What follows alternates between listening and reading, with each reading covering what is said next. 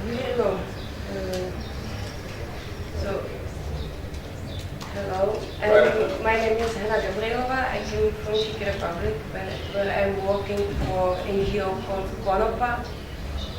Konopi is Czech name for hemp, so Konopa is quite significant name for our organization, what we are working on. And I would like to introduce you hemp as a solution for the world problems what we are now solving as a society living on this planet. And my colleague Patrick said mostly everything what I wanted to say. So I will try to add something more, but sometimes I will repeat something what was important, and I want that will be not forgotten. Firstly, I would like to introduce our NGO. We are a non-profit NGO founded in 1999 in a small town on North Bohemia. It was a group of 3 people who was working in the media and discovered potential of hemp on the environment and started to work on the education and popularization the issue of hemp. So our main goal is hemp like a use plant, what we always repeating to the public.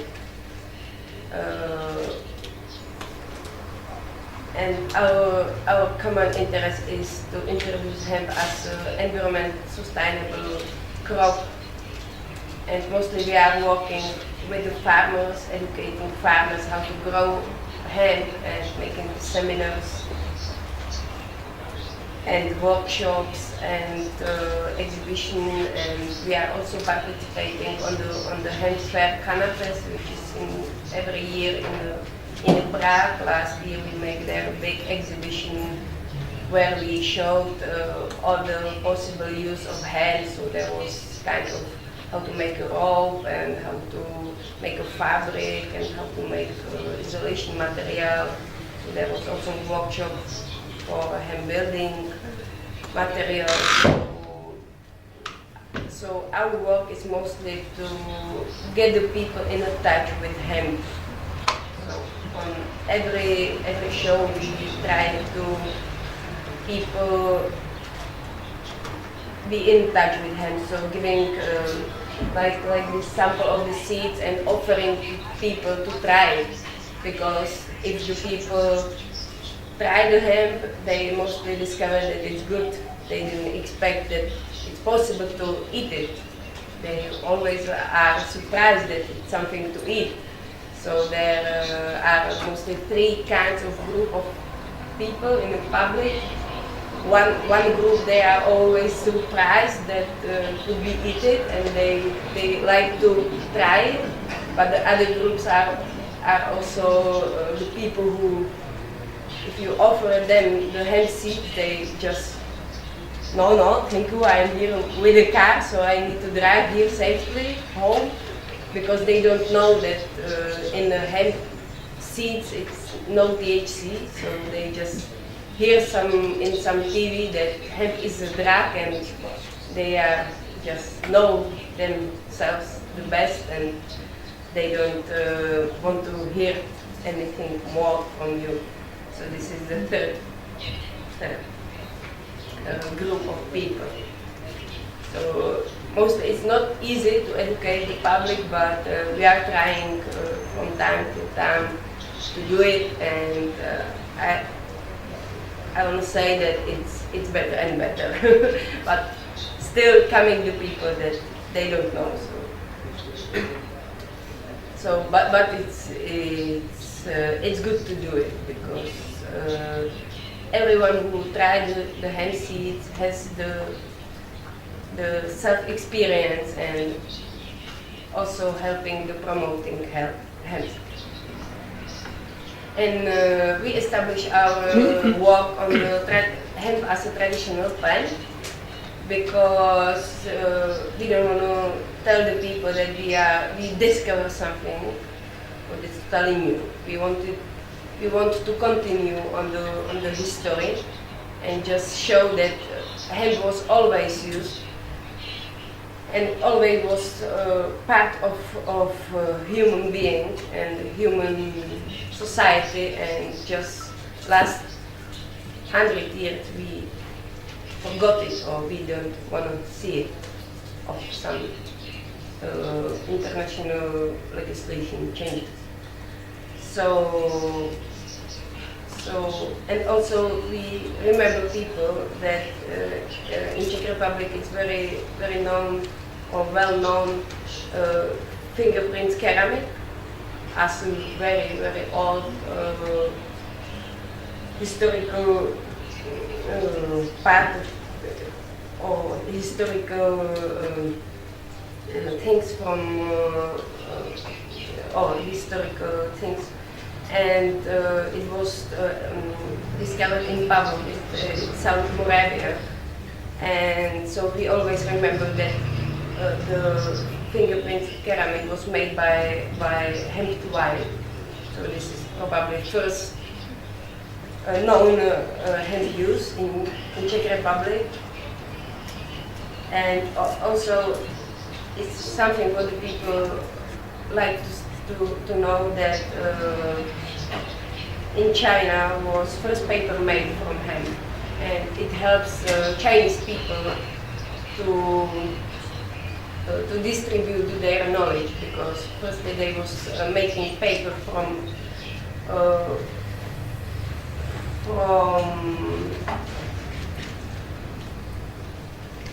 something which was very, I will remember it, what was very expensive, and so they was trying to find some material which is not so expensive, so they found a way how to make hemp paper from old hemp clones, and later this technology became known also in Europe. Hemp was also known in the new North America when Columbus came there, and King Henry decided to support hemp and flax growing in English colonies, and also the hemp was used as a money, so for exchange of things.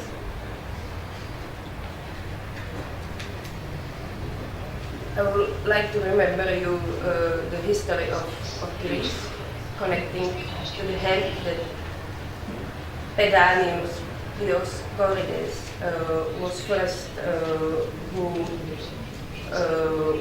write about hemp in their book De Materia Medica. There was written around 1,000 drugs, but hemp was also mentioned there. And it was in the year 77, so very old history. So you can continue on this now. Here are some pictures from it from beginning of 20th century. You can see how was harvesting the hemp. It was very hard manual work, but still the people was doing it. They didn't have television and so many things what we are doing at this time as usual. So during the winter time they was processing hemp mostly. But today we have a machine and technologies to work with hemp, so it's only need to start to do it more. Hemp gives us a lot of impacts. I will just repeat it. that are the seeds, stems, biomass, leaves and flowers. It's all what gives hemp. Seeds we can get around one ton per hectare and are used for food, cosmetic, painting colors. Mostly for painting colors we use the oil, which is not good for food because it's not the best quality, best taste. Steams we use for isolation, fabric, building material, paper, plastic, composites, and hempstone. Biomass, it's something what I don't like to tell the people that they have to use hemp as a biomass for burning and making heat, because it's something that would destroy the hemp, which could be used better. But it's maybe good for beginning with hemp using, because before we find all the ways how to use it and process it, maybe you can start to burn it and get some heat. But also last year I discovered some study on biogas and bioethanol, what was made in Sweden. So this is some future of using hemp, probably, because at this moment for biogas it's used maize and corn, and it's not good for soil because it's quite destruction for it. And leaves and flowers we can use it for essential oil, teas, spa products, and some herbal mixtures. You can imagine whatever. Here is just some explanation that hemp steam could grow 6 meters long or high, which is quite a lot. It's one variety from Italy called Carmagnola, which can grow so high. Now I will like to a little bit go to the prohibition of cannabis. How happened it that was in the beginning of 20th century in the United States, where was a guy called Harry Anslinger, who was the commissioner of Federal Bureau of Narcotics in the United States. It was a new bureau, and he was first on this position. So he didn't know so much what to do on this position. So he was just trying to find something to work on, and he started to work on cannabis because it was the most easiest for him, because cannabis was coming to the United States with the Mexican people who taking work during this time of the American people, and because they was cheaper employers, and the Mexican people was using cannabis as and they call it marijuana. So for Anslinger it was very easy to tell that it's something wrong, because it was connecting to the Mexicans that Americans didn't like it. And he made also big public relations during the media, that some articles and also a movie, Reefer Madness, where cannabis was mentioned as a marijuana drug, that nobody knows that marijuana is the same as a cannabis or hemp. But he made a big media work, and everyone was scared about marijuana. So in the end, became a new law in the United States Parliament called Marijuana Tax Act, and it was in 1937. And it makes new regulation for cannabis cultivation that the farmers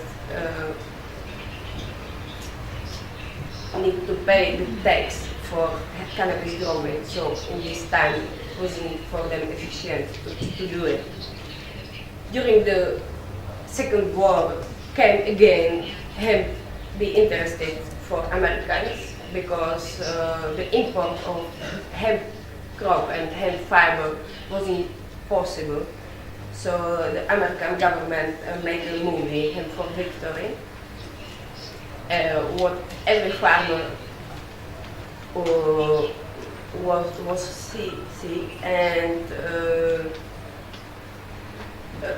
government needed that the farmers will start to grow hemp to have a material for the equipment for soldiers and for all the war needs. But after Second War, they forgot it, of course. So this movie discovered Jack Herer, the famous popularizer of hemp use in 80s. So after Second War, Enschlinger was still on his position as a commissioner for anti-drug policy. So he, in the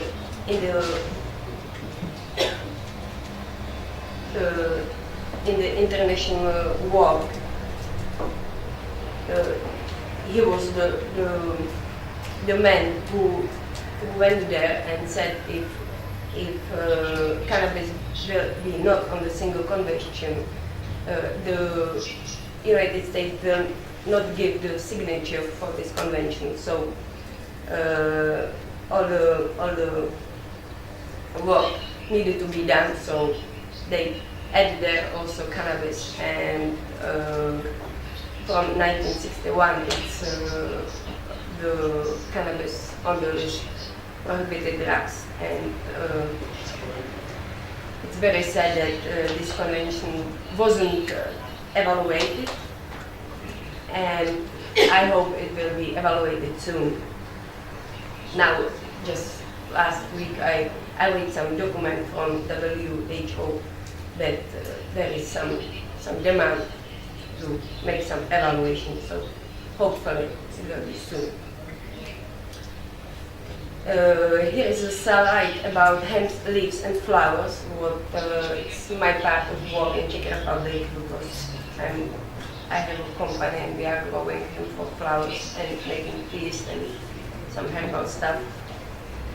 And this part of hemp use is still in a gray zone because the single convention say that the drug is the top of the cannabis plant, but it doesn't make difference between industrial hemp and usual hemp as a cannabis with high THC. So I hope during the evaluation it will be more clear that because the single convention became the industrial hemp was discovered or was started to grow it after the single convention. So the single convention when it was made didn't knew nothing about industrial hemp. So I hope in the future it will be more clear. And also the hemp flowers doesn't have any THC or 0.2 THC, but has a lot of CBD, which can be also used as a medicine. Here is some list of the environmental aspects. Cannabis is very good adapted to the environment. Has a strong anti-erosive effects, which means that we can put it to the circle of other crops and it improves the soil and all the circulation stuff. They could decontaminate the soil from heavy metals and other stuff. which is used in the special kind of botany, support biodiversity, and I think it's good plan for transmission from conventional to organic farming, because mostly there is, I don't know how many years is here, but in Czech Republic it's 2 years if you want to become as an organic farmer. So I think during these 2 years it's good to grow hemp because it's clean your soil and also improve the structure of the soil. And benefits of hemp products: it's recyclable, no allergens and toxic, emission-free. You can make it local and use it local, which support the local business and employment, which is important. I think in Greece, double time in this crisis, but now here. It's nutritionally rich food, non-GMO, non-gluten, which is also in this time important because many people became allergic on gluten, and mostly the children cannot eat any usual bread. Here is just hemp farming, what hemp needs and what don't need. Hemp needs plenty of water, heat, especially during intensive growth in June and July. So this is maybe probably a little bit problem with water here, but not with heat. So you can just need a balance between it. It needs medium soil with good supply of nutrients and pH slightly alkaline. It should be sowed during April and May in the middle Europe, maybe sooner here. Need the precise post-harvest treatment, especially for the seeds, and special harvester for the stem. And don't need the chemical fertilizers, mostly, and some other chemical protection. Only the organic fertilizers are okay for hemp. Here is the special machine for harvesting hemp for seeds. It's a cutter for corn. Here are the benefits of hemp fiber. It's several times longer, stronger, and durable than cotton fiber. 3 times more profitable than flax, because flax is like 1 meter. This is quite higher than flax. It could be good colored and can be used in the composite fabric. Mostly the people asking me what is the benefit of why I'm clothed in or wear in the hemp clothes, because the hemp clothes it's cold in the summer and warm in the winter. It's opposite of the hemp flax fabric. This is cold fabric, but hemp is a warm fabric.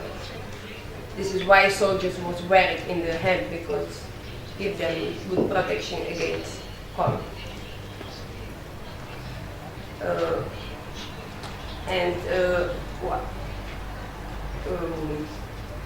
Your hemp fiber protect you also against the UV rays, which is good.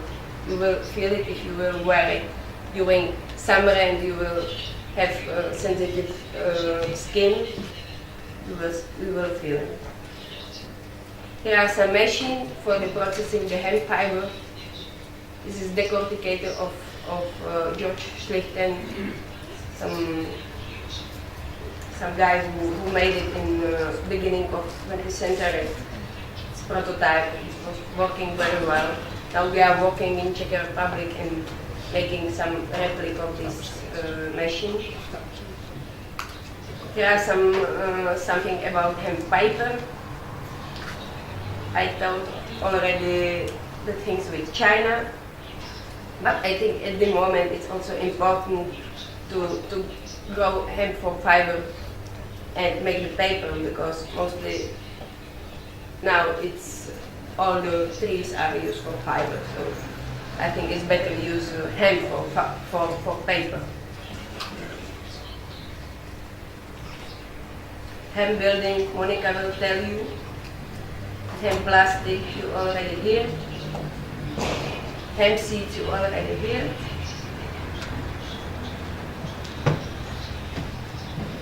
So I will make a conclusion. Human world today needs material sources, energy, food, medicine, environment, soil and water. But material sources we are getting from oil, chemical industry and mines. It's destroyed the earth. Energy we getting from nuclear, coal and gas, which is nothing good. You know all the impact. Food is mostly low quality, full additives, and no origin. This has to be also improved. Medicine, very expensive. Pharmaceutical industry drive everything what we doesn't want to be dry. Environment, it's reduction of air quality depending on the growing industry. Also problem. Soil and water, worldwide destruction of soil, reduce water quality and reducing its availability. So can we hemp a solution for today? Hemp is a renewable source which gives different kinds of material useful for industry, paper, fabric, construction, building, biomass, potential of creating energy. Hemp is a great source for healthy and nutrition-rich food products for human and also for animals. Clean soil improves soil structure and has anti-erosion effects. Support biodiversity, and it's very known medicine for thousands of years. So I hope with hemp we can make it.